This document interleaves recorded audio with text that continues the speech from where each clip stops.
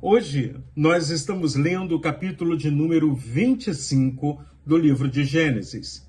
Eu sou Cláudio Eduardo, sou pastor e você está comigo na Caminhada Bíblica 2025, lendo o livro de Gênesis, uma jornada com Deus que cria, promete e cumpre.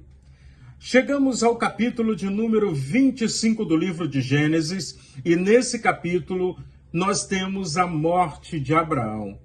É tão interessante a maneira como Deus mostra, através da sua palavra, a vida de Abraão.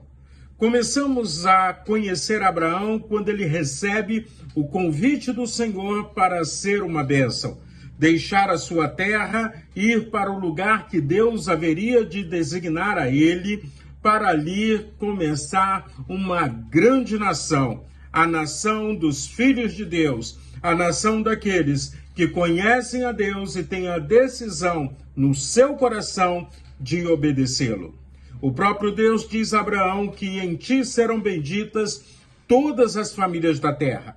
Então, do capítulo de número 12 até o capítulo de número 25, nós temos a vida de Abraão. Agora, no capítulo 25, versículos 7 e 8, diz assim: os dias de Abraão foram 175 anos. Abraão expirou e morreu após uma longa velhice e foi reunido ao seu povo. Abraão deixou uma história, Abraão deixou um legado, Abraão confiou na promessa e deixou a expectativa de que essa promessa fosse alcançada pelas novas gerações. Em Cristo, a promessa de Abraão se cumpriu.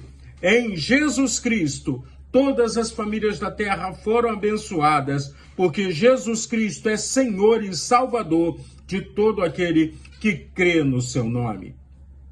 Ainda dentro do capítulo 25, olhando a perspectiva histórica, nós temos a descendência de Ismael, nós temos os descendentes de Isaac. E Isaac, casado com Rebeca, um casamento que é uma demonstração de amor, de cumplicidade, mas também com os seus problemas e as suas dificuldades. Ele e Rebeca tinham uma dificuldade. E Rebeca não podia engravidar. Então, no versículo de número 21, nós lemos o seguinte: Gênesis capítulo 25, versículo 21 diz assim: Isaac orou ao Senhor por sua mulher, porque ela era estéril. O Senhor ouviu as orações dele e Rebeca, a mulher de Isaac, ficou grávida. Olha como é bonito a gente ver a vida sendo gerada. E não só isso, a gravidez de Rebeca significa que a promessa do Senhor teria continuidade. O Deus que promete, ele cumpre. O Deus que promete, ele cuida. O Deus que promete faz diferença na vida da família de Isaac e Rebeca. E essa diferença também chegou até nós. Então, quando a gente olha para tudo isso, Rebeca fica grávida de gêmeos, Esaú e Jacó. E quem não conhece a história desses dois? Eles foram gerados na mesma gestação, eles dentro da barriga da mãe eles já brigavam, havia já conflito entre eles. Esses conflitos só foram crescendo, como criança, como adolescente, como jovens. E dentro desse conflito, ainda no capítulo 25 de Gênesis, nós temos uma história triste.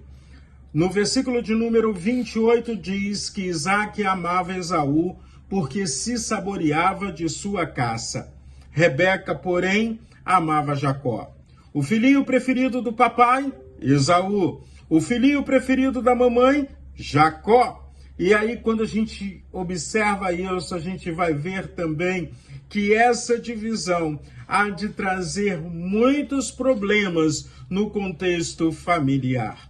E aí então Jacó, esperto, chamado, o seu nome significa suplantador, garotinho da mamãe, o que ele faz? Ele está lá fazendo um guisado, ele gostava de cozinha, ele seria um chefe de cozinha, talvez, nos nossos dias. Então ele está lá cozinhando, fazendo um quitute delicioso.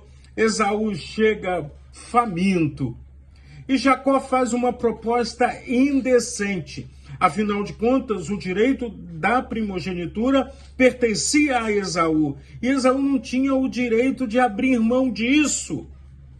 E aí Jacó olha para Esaú, Esaú cheio de fome, e Jacó vira para ele e diz: pode até comer do meu prato, tá delicioso, olha que cheiro saboroso, mas primeiro me venda o seu direito da primogenitura. Esaú trocou o direito da primogenitura por um prato de comida. Afinal de contas, olha só a resposta de Esaú: estou morrendo de fome, de que me vale o direito da primogenitura? Capítulo 25, versículo 32 de Gênesis. Ou seja, alguém que tinha algo importantíssimo, de grande valia, mas que não dava o valor devido. A primogenitura pertence a Esaú. No entanto, ele não dava valor ao significado da primogenitura. Hoje, nós caminhamos com Cristo. Hoje, andamos com o Senhor. Você tem valorizado a presença de Deus na sua vida? Você tem valorizado a companhia do Espírito Santo em todos os lugares e em todas as circunstâncias do seu dia? Você tem valorizado a paternidade de Deus para com você? Somos filhos de Deus e por isso nós precisamos ser diferentes.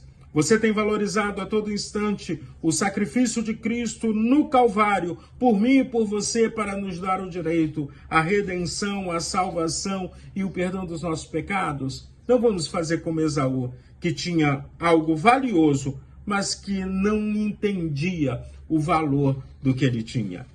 Hoje, eu quero te fazer um convite.